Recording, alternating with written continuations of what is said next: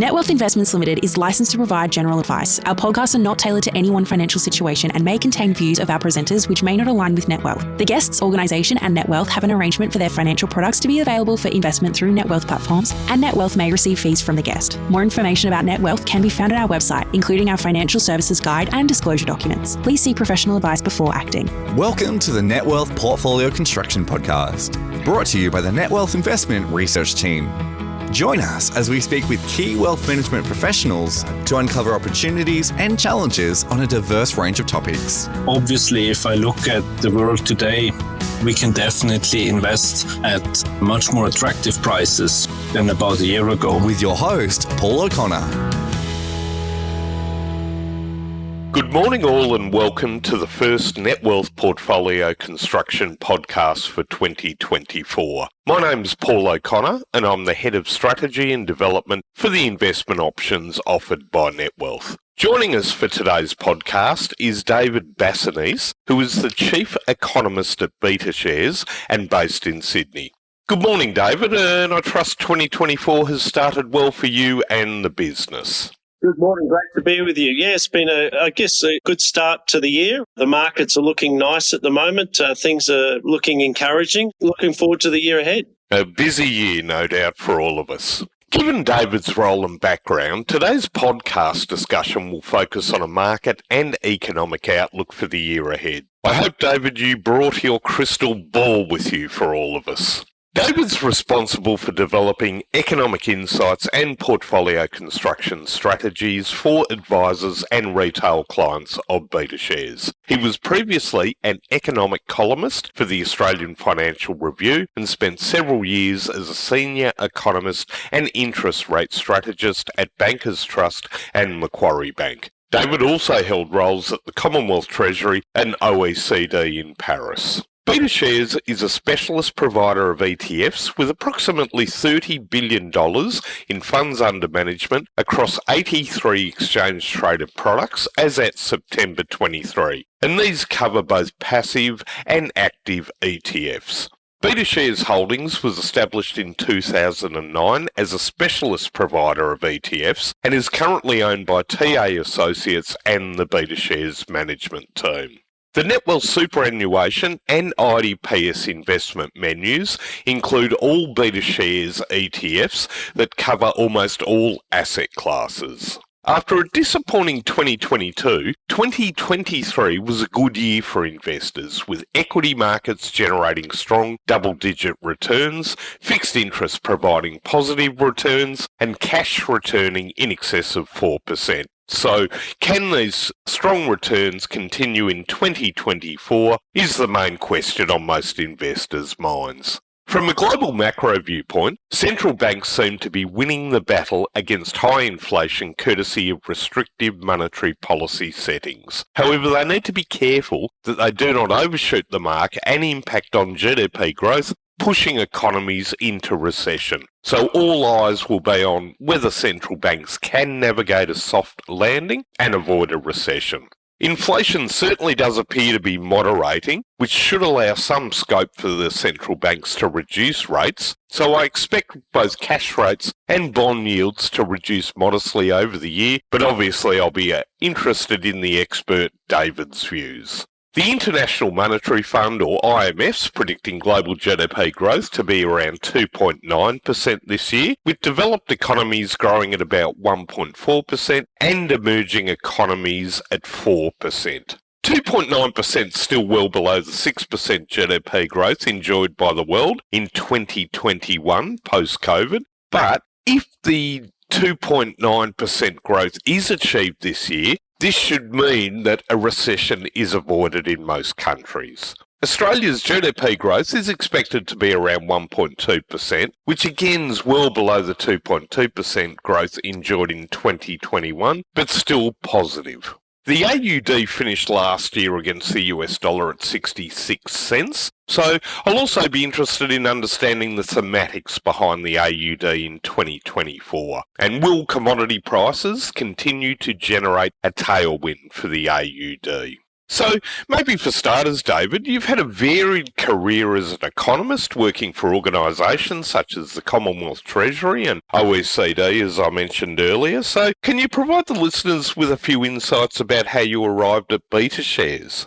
I was working at the AFR. I went to give a presentation on the Australian economy to an international investment forum in the US. And there were a lot of investment products available, various groups offering investment products. And I discovered ETFs at this conference and being index funds that you can trade on the market. When I got back to Australia, I got quite interested in the ETF market. I actually started to do some research on them. I actually tried to create a newsletter at one point on ETFs, but it was a bit very early in the day. But through that process, I did meet the guys at Betashares and we agreed to sort of jump on board. So I moved from the AFR to my current role as chief economist at Betashares. Look, I guess I like ETFs and the future potential they had here, because the passive type of investing, there was obviously a trend toward that, but also you can still do active investing. It's just not at the security level. It's at more at the asset class, at the regional, the sector level, sort of more top-down type of investing. And as a macroeconomist, it allowed me to sort of get into investment markets and do investing without being a security analyst. Many active managers,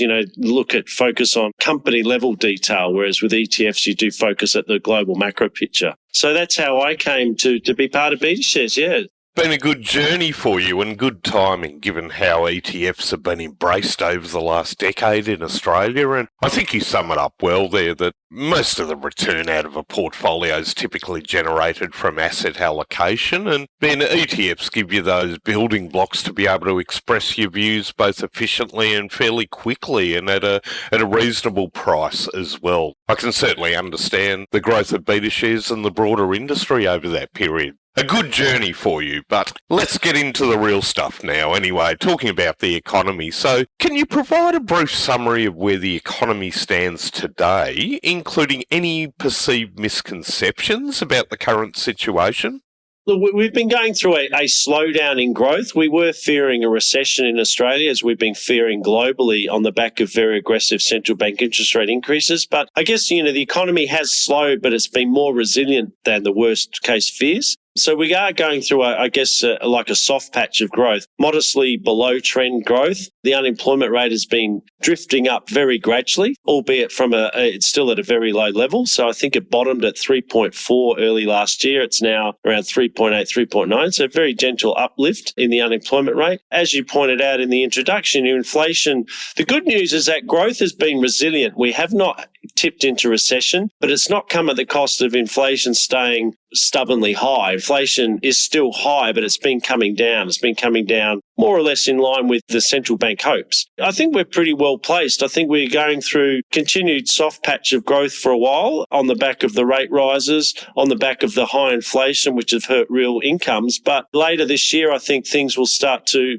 gradually improve. But I think the trend for inflation will continue to come down and, allow central banks and our bank to start cutting rates and starting to, focus on supporting growth more than worrying about the high inflation. In terms of misconceptions, the story of the past year has been that history suggests that you need a recession to get inflation down once it gets as high as it's got, particularly in countries like the United States. It's turned out that, at this stage, it looks as if we don't need a recession to get inflation down. The inflation that we have been going through was due to supply-demand imbalances caused by the COVID upheaval, but that's sort of been sorting itself out, and inflation, we saw a one-off level adjustment in prices, which for a period of 1 to 2 years did cause high inflation. But as prices level off again, and in some cases come back down again, inflation is moderating. Yeah, well, I guess 12 months ago, the general consensus was that many developed countries, including the US, would have a recession this year or later this year, but it seems that we are heading on that soft landing trajectory, so take your hat off to the central banks. They've done a great job, despite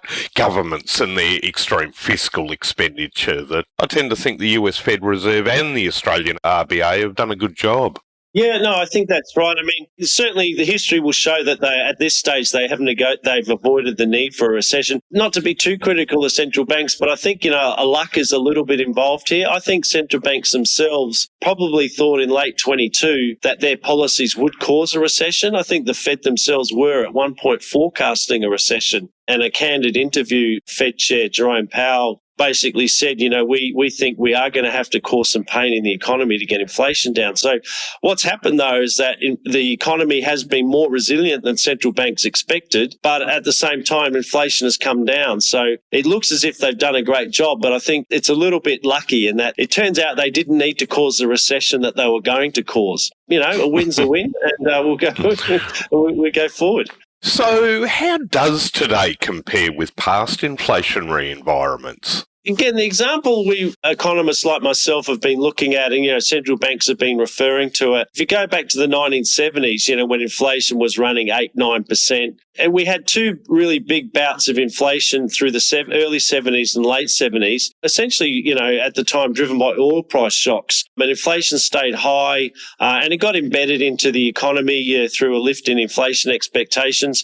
And the fear of central banks was that, we don't want to repeat the mistakes of the 1970s where we let inflation become entrenched. I think that the big difference between now and then, well, there's a few key differences, but firstly, the inflationary shocks of the 70s were what economists call negative supply shocks. When oil prices jack up to the extent they did, it hurts demand because real incomes get hurt, but it also pushes up inflation. You get a period of rising unemployment and rising inflation, whereas the shock that we've had post-COVID was actually essentially a positive demand shock. So inflation did go up, but unemployment went down, not up. So that's the big difference in the 70s. So in a way, the economy has been more resilient to the inflation because we didn't have the negative consequences of the oil price going up. So it's been a different type of shock. And that's hence why economies have been more resilient. And the other factor is that competition is stronger. Worker bargaining power is not what it was in the 70s. And so the increase in inflation we got hasn't become as entrenched in the way that it did become in the 70s. And also, inflation credibility. Central banks would argue that inflation expectations are better anchored these days. And so people seriously didn't think, they're more prepared to believe that the inflation that we got would be temporary. And as a result, it didn't get factored into wage and price sort of spiral. So those are two key differences, the nature of the shock and the fact that the economy has been better able to avoid inflation becoming entrenched would be how I would characterise things. Interesting there, David. And I guess in my mind, as you were talking, then I'm thinking, well, that really explains why stagflation has been avoided, where there was even a little bit of talk of that potentially probably 12 months ago, given the fact that inflation's been more demand-driven over the last couple of years, courtesy of COVID. What are your expectations for interest rates and inflation over the course of 2024 and into even 2025? I think central banks are done in terms of raising interest rates. Now the debate is when will they cut interest rates and how deeply will they cut interest rates? So I do anticipate the Fed in the US, the markets at the moment are pricing in the Fed cutting rates by 1.2, 4, almost 5 rate cuts expected in the US. I don't think they'll cut rates that much simply because I think the economy itself will hold up better than I think you need a weaker economy to justify rate cuts to that extent. But that still means that bond yields can fall because the markets will still be pricing in further rate cuts in 25. Even if the Fed only cuts rates by 3 times this year, but the markets price in more rate cuts for 25, bond yields can still fall. I've got the RBA also cutting rates by around about 50, maybe even 75 points as well. And so bond yields here falling. The bonds had a terrible 22. They had an okay-ish 23.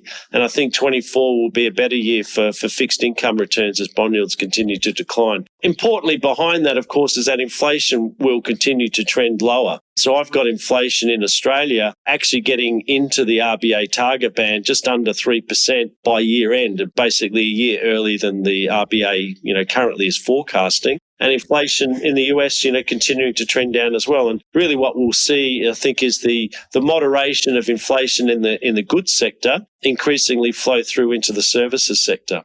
What's your outlook for the Australian dollar and Australian equity markets? The driver of the Aussie dollar globally is the trend in the US dollar. The broad trend in the US dollar is the main factor there. And the Fed aggressively raised rates more aggressively than other central banks when they were going up. And I think now they'll be able to cut rates more aggressively on the way down. That will be a negative for the US dollar. But also just the risk. The US dollar to some extent is also treated as a safe haven type asset. And I think as risk of recession continues to moderate, investors become more confident in terms of the outlook, then that the safe haven bid for the US dollar will also ease. And the combination of those things will help push up the Aussie dollar. It's seen as a global growth type of currency.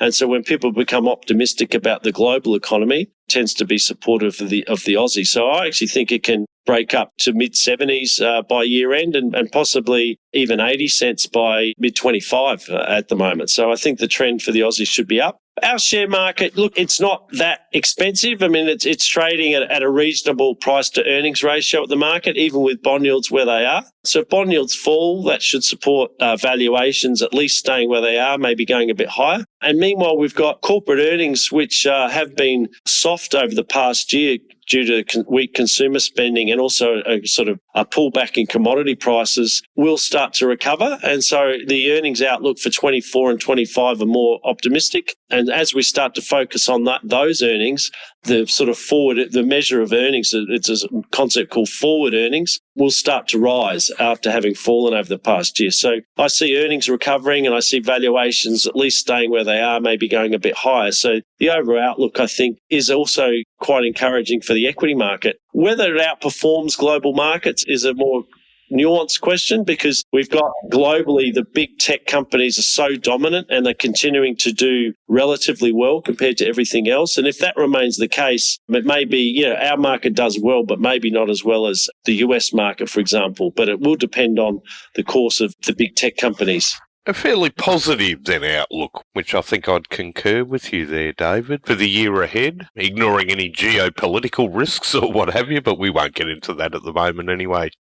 This podcast is proudly sponsored by Netwealth. Imagine a world of investment choice that goes beyond borders. Open up a world of investment opportunity with Netwealth, where you can access local and international securities, as well as bonds and foreign currency options for wholesale clients. With managed accounts, managed funds, and access to non-custodial assets. A world of investment awaits you. Discover it at netwealth.com.au/woo. Can you explain what you consider to be the most likely scenario for the economy and markets over 2024? I mean, I think the scenario here is continued moderate growth, below trendish growth for the first half of the year, consumer spending still remaining under pressure. So really in the economy at the moment, growth is soft, but it's really driven by consumers because real incomes for households has been quite weak. Elsewhere, business investment has been good. Public infrastructure spending is roaring ahead. Exports are recovering on the back of the reopening of the Chinese economy and the continued good growth in the US economy. So there are mixed forces, but overall moderate growth, but the downward pressure on consumer spending easing by the second half of the year, so growth starting to recover. Again, as I was saying earlier, I think it's a good outlook for both bonds and equity markets this year. With inflation moderating, central banks are able to cut interest rates, and growth is starting to recover certainly by the second half of the year. What would lead to this outcome, this outlook that you have? And critical in all of this is continued moderation in inflation. If we don't get inflation continuing to come down back toward the central bank target zone, then, central banks will not only not be able to cut rates, they'll probably raise rates more. So the central banks have basically said, we are not going to repeat the mistakes of the 1970s. So if it takes a recession to get inflation down, because we don't want to allow inflation to become entrenched, then we will create a recession if that's what it takes. But looking as if that's not what it takes. We don't need a recession, so as a result, central banks won't engineer one. And why will inflation moderate without a recession? Because we're seeing demand at the margin moderate a bit. Some of that reopening demand for goods and then services is moderated, taking pressure off inflation, but also supply chains Asian factories being able to reopen and start providing the goods that people wanted, moderated inflation in the goods sector. And we've had labour supply recover, labour force participation recover, immigration rates recover. So the excess demand for workers that led to higher wages and higher services inflation also moderating as well. So they are the underlying forces here bringing back inflation. And provided that remains the case, then the outlook, it will remain encouraging. What are the key data points you watch to give you a bit of a guide, a signal as to how the economy is performing? First and foremost, it's a bit of a lagging indicator, but it's the absolute, critical number will be the inflation numbers. So in the US, the inflation numbers are continuing to come down in a nice way. We only recently got more evidence of continued disinflation in the US. We get the CPI, that comes out regularly in Australia will be critical. We need to see continued declines in annual inflation in the CPI. But then we got to look at the labour market. Is wages growth moderating or is it remaining, at very high levels? Because that's going to underpin service sector inflation. But we are seeing wage growth moderate in both the US and Australia, with at this stage only a very gentle increase in the unemployment rate. And it's ticked up a little bit in both the US and Australia, but it's been enough to keep a lid on wages. The course of consumer spending, in terms of recessionary risk, we've been worried that consumers would really clamp down on spending, but it has slowed, but it hasn't really fallen in a hole. We want to see that continue. So these are the things. It's inflation, it's the labour market and wages growth, and it's the resilience of consumer spending, I think, are the key drivers of the outlook for this year. You've articulated your thoughts on the outlook for the economy. So what are the investment implications attached to your outlook? At the moment, it's a good outlook for both fixed income markets and for equity markets. So being invested, certainly it's not a time for being defensive and hunkering down too much. I think the fears that we had over 22 and to an extent 23 are sort of dissipating. Put your cash to work. I think the outlook is looking well in that regard. The other issue then is, if you look at the global equity market, there is really a divide, as I said earlier, between the Magnificent Seven, as it's being called now, the big tech companies of the US, the Googles, the Amazons, the Facebooks, those versus everything else. They have been doing very well. They are looking relatively expensive compared to other parts of the global equity market. And the question is, will they continue to outperform, or will there be a catch up by things like small caps, emerging markets, Europe, even Australia to an extent? Will the relatively cheaper valuations in those areas cause investors to move into that area? I don't have a strong conviction at the moment on that, because on the one hand, the Magnificent Seven look relatively expensive, but they've looked relatively expensive for a while, but their businesses are just so strong. It's hard to see a catalyst for a rotation out of that at the moment. They've looked relatively expensive, I think, for the last couple of decades almost now, David. But the points you've made, the earnings growth really does catch up at times. So, can appreciate. So what are the key risks to your outlook? What are the sort of issues at the back of the mind? I mentioned geopolitical earlier. Obviously, you've got tensions in the Middle East. More than tensions, you've got war in Europe. The great fear had been that the Russia-Ukraine conflict would cause a disruption to energy supply. Now, to some extent, that did happen in Europe, but Russia was still able to sell its oil to other countries, and so that didn't cause a big sustained increase in oil prices. But that is a risk, if there's any disruption there, or a disruption to Iranian oil supply as well in the Middle East. That's ultimately what markets care about in the Middle East, is that will there be any disruption to supply from Iran. But just on that, but countering that is that non-OPEC oil supply, particularly in the United States, has been very strong. So there is a risk on the energy front. There is actually even a risk that oil prices fall a lot this year rather than go up a lot if OPEC give up trying to restrain production and actually flood the markets with oil again and try to wash out the shale oil producers in the United States, which at the moment are doing very well. So that's one risk just on the energy sector and geopolitical. The other one, you've got a lot of elections this year, particularly the US election under Donald Trump. I think markets are more comfortable with Donald Trump in the sense that he is pro-business and he likes to keep taxes low. The one concern is that he doesn't seem to care about the budget deficit. Nobody in the US cares about the budget deficit anymore. No, it's a forgotten thing now, isn't it? And it's just a question, at one point, will the bond vigilantes, will there be a sell-off in the bond market due to fears of the US budget deficit? Now, it's not happened yet, but that's another risk, that if bond yields went up because of that, even with inflation coming down and central banks cutting rates, then that could be a negative for, obviously the economy and for equity markets.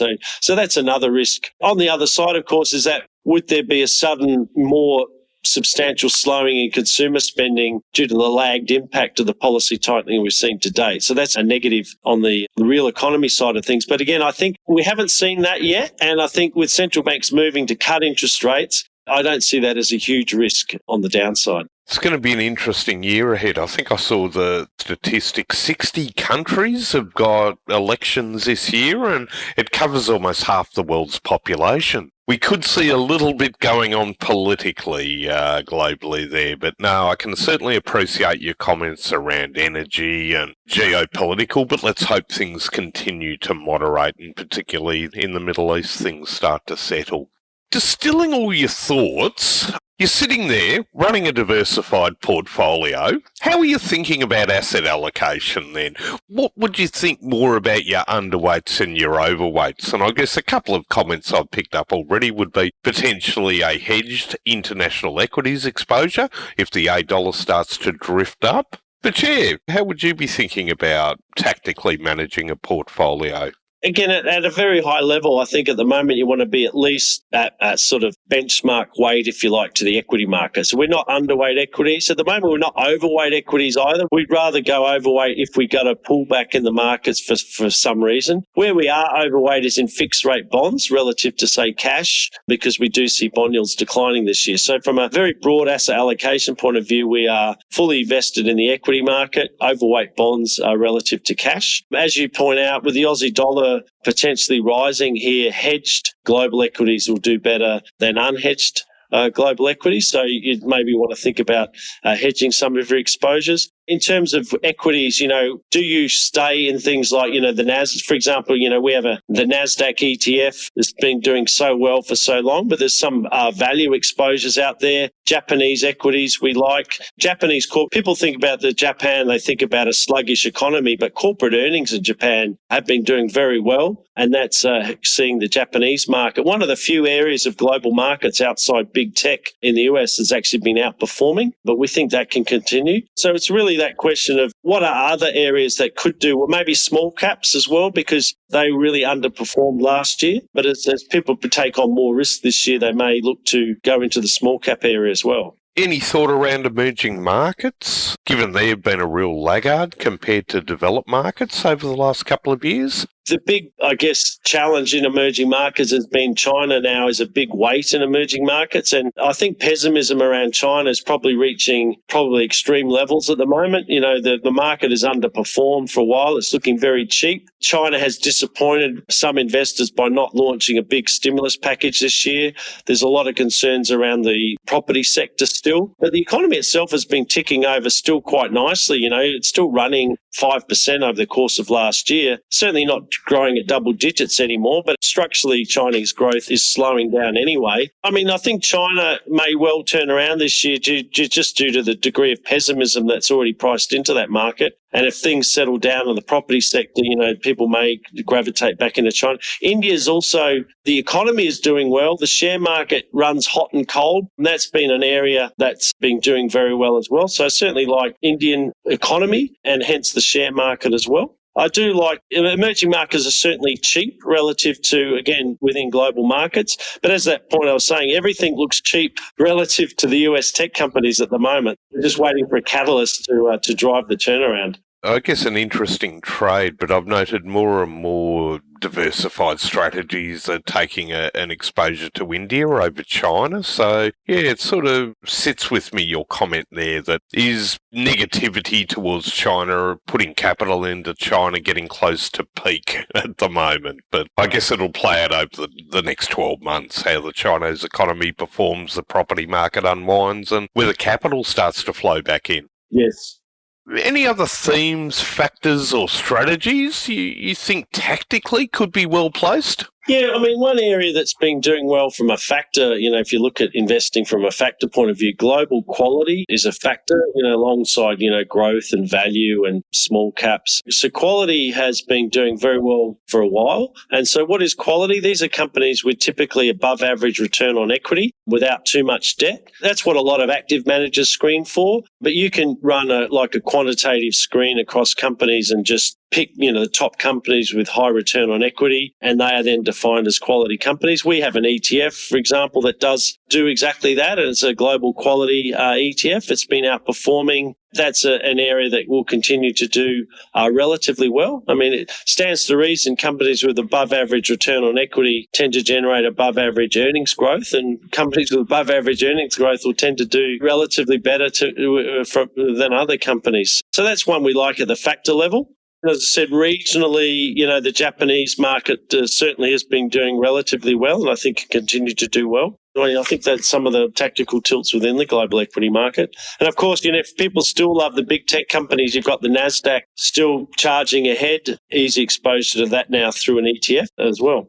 David, I think it's drawing to a close now, the podcast, so I'd just firstly like to thank you very much for joining us today on the Netwealth Portfolio Construction Podcast. Certainly your comments, insights I've found very interesting, and certainly then the implications for investment and a diversified portfolio over the year ahead. I'd just like to thank you very much for your time and your input this morning. No worries. Great to be with you. Best to everyone for the year ahead. Yes, you echo my sentiment there. I just wanted to thank the listeners again for joining us on the podcast series. I'm sure you got a lot of value out of today's comments there and how you can think about how it would reflect on your own portfolio. And I wish you all the best for a safe, successful and prosperous 2024. Thanks all for joining us.